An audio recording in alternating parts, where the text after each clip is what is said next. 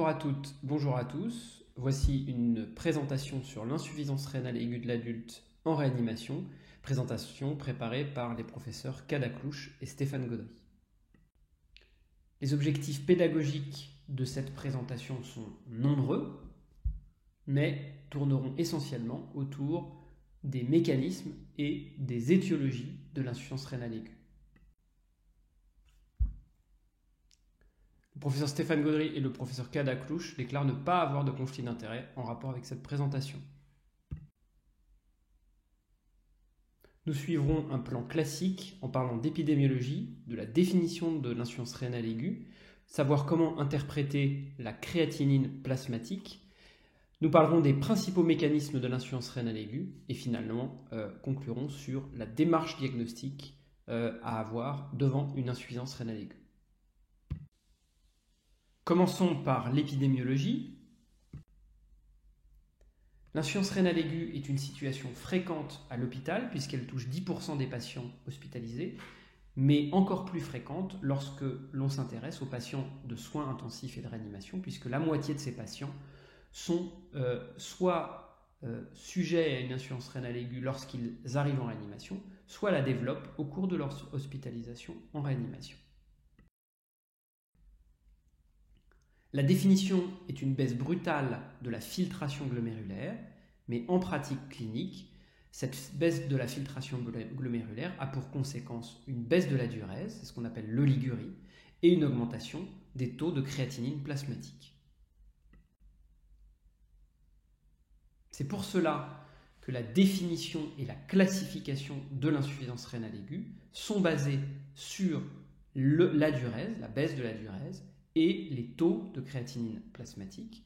Comme vous le voyez, une augmentation de 26,5 micromoles par litre de créatinine plasmatique suffit à diagnostiquer l'insuffisance rénale aiguë. C'est le stade 1 qui peut également être défini par une oligurie de moins de 0,5 ml/kH en 6 heures. Et vous avez 3 stades dans la classification dite KDIGO 2012, le stade 3 étant l'insuffisance rénale aiguë la plus sévère. Quand doit-on doser la créatinine plasmatique ? Eh bien, chez tous les patients qui arrivent en soins intensifs, dans l'objectif d'évaluer les conséquences de la pathologie aiguë pour laquelle ils sont hospitalisés sur la fonction rénale. Et il est également très recommandé de doser fréquemment au cours du séjour en soins intensifs cette créatinine plasmatique pour évaluer l'évolution et la gravité et la récupération de la fonction rénale. Comment interpréter les chiffres de créatinine plasmatique ? Alors, premier élément important, les formules de calcul de la clairance de la créatinine telles que Cockcroft et MDRD ne sont pas valables lorsque la créatinémie varie rapidement et donc peu utilisée en situation aiguë, contrairement à la situation chronique où c'est stable. Elle dépend, cette créatinine plasmatique, de la filtration glomérulaire, bien sûr, comme on l'a vu précédemment, mais également de la masse musculaire. Et plus un malade a une masse musculaire élevée, plus son taux de créatinine à l'état normal est élevé. Le plus important est de regarder l'évolution de cette créatinine plasmatique, et c'est d'ailleurs ce qui nous donne les éléments pour diagnostiquer l'insuffisance rénale aiguë et sa sévérité. La première question à se poser est d'identifier s'il s'agit d'une insuffisance rénale aiguë ou chronique lorsqu'on a une élévation de la créatinine plasmatique. Donc, la chose la plus simple est de récupérer des dosages antérieurs de créatinine et de les comparer aux dosages que vous avez. Le contexte clinique est bien entendu crucial. Un exemple très simple, si vous prenez en charge un patient qui a eu des pertes digestives comme de la diarrhée ou des vomissements pendant plusieurs jours, qui a de la fièvre et qui est resté à domicile, si vous constatez une augmentation de la créatinine, eh bien, le plus probable est quand même qu'il ait une insuffisance rénale aiguë compte tenu du contexte de perte digestive. Les autres éléments pour s'orienter, qui sont des éléments plus difficiles à maîtriser, c'est les éléments qui orientent vers une insuffisance rénale chronique terminale, telle qu'une anémie normocytaire arégénérative du fait de la baisse de l'EPO, telle qu'une hypocalcémie ou des petits reins lorsque vous faites l'imagerie par échographie ou scanner. Les principaux types et mécanismes de l'insuffisance rénale aiguë sont classés comme suit. L'insuffisance rénale aiguë dite obstructive, vous pouvez également entendre post-rénale. L'insuffisance rénale aiguë dite fonctionnelle, on l'appelle parfois également pré-rénale ou hémodynamique. Et l'insuffisance rénale aiguë dite organique ou parenchymateuse qui prend en compte l'ensemble des causes liées à l'atteinte du parenchyme rénal et du rein au sens large. Commençons par l'insuffisance rénale aiguë obstructive ou post-rénale. Elle est finalement relativement rare, puisque 5 à 10% des cas d'insuffisance rénale aiguë sont obstructives. Néanmoins, elle est relativement simple à diagnostiquer, puisque le contexte est souvent évocateur. Par exemple, un contexte de néoplasie digestive ou pelvienne. Le contexte, c'est souvent une anurie relativement brutale, avec une hématurie macroscopique et des douleurs, c'est possible. Le diagnostic se fait simplement parfois à la clinique par toucher pelvien, en particulier si vous constatez un blindage pelvien, la probabilité que ce soit une insuffisance rénale aiguë obstructive est très élevée. Et l'échographie rénale vient confirmer cette étiologie lorsqu'elle constate une dilatation des cavités piélo-calicielles. Cela peut également être fait lorsque vous faites un scanner sans injection. Alors attention, si l'obstacle est incomplet, il peut y avoir une persistance de la diurèse, même en cas d'insuffisance rénale aiguë obstructive. Les causes les plus fréquentes à connaître sont les lithiases, l'hypertrophie de prostate ou l'atteinte infectieuse de la prostate, mais également les tumeurs malignes compressives comme les cancers génitaux, le cancer de la vessie, les tumeurs urétérales, le cancer du côlon et certaines adénopathies rétropéritonéales. Les causes un petit peu plus rares mais à connaître sont les complications de la chirurgie urologique, gynécologique ou vasculaire, les caillots, la fibrose rétropéritonéale, qui est une situation relativement rare et de cause variable. Elles peuvent être médicamenteuses, post-radiothérapie, post-infectieuses. Et puis enfin, des causes relativement fréquentes, comme l'obstruction de la sonde urinaire, qui finalement est une situation en clinique relativement fréquente. L'insuffisance rénale aiguë fonctionnelle, quant à elle, est fréquente, puisqu'elle correspond à plus de 40% des cas d'insuffisance rénale aiguë à l'hôpital. Le contexte est très évocateur. Le contexte évoque bien entendu une hypovolémie.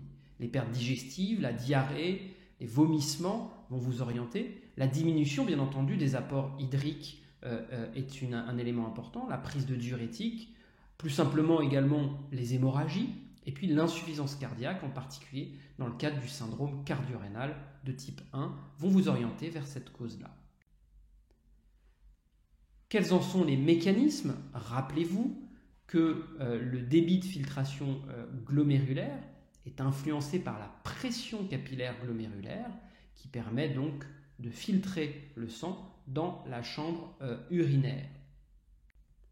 Que se passe-t-il lorsque la pression artérielle moyenne diminue, comme par exemple lorsque vous avez une hémorragie ou des pertes digestives importantes? Alors, la pression capillaire glomérulaire diminue et le débit de filtration glomérulaire va diminuer. Les mécanismes de compensation de ce phénomène se mettent alors en place avec une contraction de l'artériole efférente, donc une augmentation de la résistance dans cette artériole efférente, et une relaxation de l'artériole afférente, permettant ainsi de rétablir la filtration glomérulaire en rétablissant la pression capillaire glomérulaire.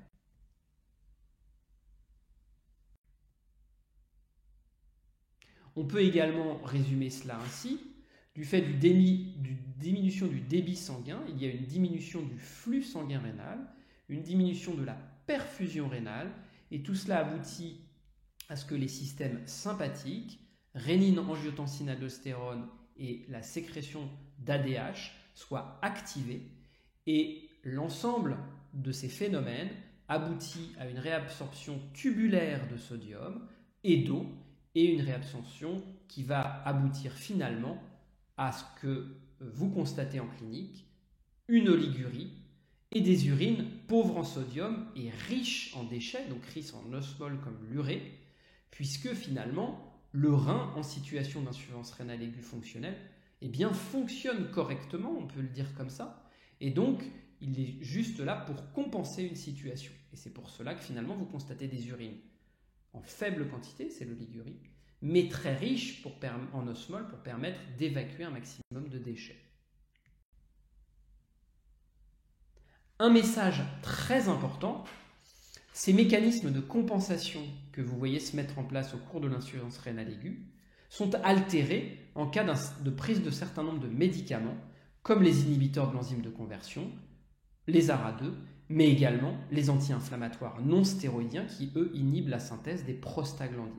Les IEC et les ARA2, quant à eux, lèvent la vasoconstriction de l'artériole efférente. L'insuffisance rénale aiguë organique de type la plus fréquente est le type nécrose tubulaire aiguë. En soins critiques, c'est la première cause d'insuffisance rénale aiguë et l'agression peut être multiple, du choc, du sepsis, l'utilisation de néphrotoxiques, la rhabdomyolyse, l'hémolyse, des situations inflammatoires comme la pancréatite aiguë. Quels en sont les mécanismes ? Eh bien, il existe un gradient de pression d'oxygène entre la corticale et la médulaire du rein. Alors, vous le savez, dans la corticale se trouvent les glomérules et dans la médulaire, les tubules. Et donc, lorsque vous avez une agression, un choc, une diminution de la pression en oxygène, eh bien, il y a un phénomène de nécrose tissulaire qui touche les tubules et qui donc aboutissent à la nécrose tubulaire. Cette nécrose tubulaire va obstruer les tubules et être à l'origine de la baisse du débit de filtration glomérulaire. Alors bien entendu, il y a d'autres causes d'insuffisance rénale aiguë organique que la nécrose tubulaire aiguë, même si c'est la plus fréquente. Il faut absolument savoir évoquer ces autres causes, en particulier quand le contexte ne vous évoque pas une nécrose tubulaire aiguë. Par exemple, une élévation de la créatinine avec des éléments urinaires qui vous évoquent une cause organique, mais sans contexte d'agression, pas de choc, pas de sepsis, pas de prise de néphrotoxiques, doivent absolument vous faire évoquer ces autres causes. Ces autres causes seront abordées dans un autre topo, dans une autre présentation, mais ce qu'il faut savoir, c'est que dans ces situations plus rares, heureusement, une évaluation par un néphrologue est requise, et finalement, une analyse simple de la bandelette urinaire peut parfois être très utile à la recherche d'une protéinurie et d'une hématurie. Nous reprendrons ces causes-là plus en détail dans un autre topo. Afin de distinguer l'insuffisance rénale aiguë fonctionnelle et organique, car parfois le contexte ne vous donne pas suffisamment d'informations, eh bien on peut comparer la concentration de certains éléments dans les urines et dans le plasma. C'est ce que vous connaissez bien, la concentration urinaire de sodium, le rapport NaK urinaire ou la concentration ou le rapport entre l'urée urinaire et l'urée plasmatique. Vous avez dans cette diapositive les chiffres qui vous orientent, puisque c'est une orientation vers l'insuffisance rénale aiguë fonctionnelle ou l'insuffisance rénale aiguë organique type nécrose tubulaire aiguë. Pour résumer un peu cette démarche diagnostique face à une insuffisance rénale aiguë en situation de soins critiques, vous devez absolument prendre en compte le contexte, regarder les signes de choc. Vous devez, à partir de ce contexte-là, commencer à construire votre démarche étiologique, mais l'élément important dès le début est d'éliminer une cause obstructive. Pour cela, vous avez l'échographie rénale, qui est un élément très important. On peut également utiliser le scanner, mais sans injection, c'est préférable. Et cette échographie peut mettre en évidence des cavités piélo-calicielles dilatées et donc vous confirmer la part obstructive dans cette insuffisance rénale aiguë. Par la suite, si les cavités piélo-calicielles sont fines, alors le contexte clinique et l'analyse des urines, comme on l'a vu, peut vous permettre de distinguer l'insuffisance rénale aiguë fonctionnelle dont les causes les plus fréquentes sont la déshydratation extracellulaire, l'insuffisance cardiaque, la cirrhose et l'insuffisance rénale aiguë organique, dont la cause la plus fréquente est la nécrose tubulaire aiguë, mais toujours associée à un contexte évocateur, c'est-à-dire un choc, un sepsis, des causes toxiques ou de la rhabdomyolyse. Les autres causes sont moins fréquentes. Néanmoins, il faut savoir que pour aller plus loin dans le diagnostic de l'insuffisance rénale aiguë organique qui n'est pas liée à la nécrose tubulaire aiguë, vous aurez besoin d'une analyse des urines plus précise, mais une simple analyse de la bandelette urinaire, en particulier de la protéinurie et de l'hématurie, peut vous permettre d'avancer dans ce diagnostic. Pour finir, et pour souligner les points importants à retenir, interprétez toujours la créatinine en fonction de la créatinine de base, allez rechercher cette créatinine de base dans les antécédents du malade, et lorsque vous faites votre démarche diagnostique face à une créatinine élevée, après avoir bien entendu éliminé une insuffisance rénale chronique, vous devez rechercher en premier lieu la cause obstructive par des touchés pelviens et surtout par des examens d'imagerie comme l'échographie. Le contexte est extrêmement important, comme on l'a vu.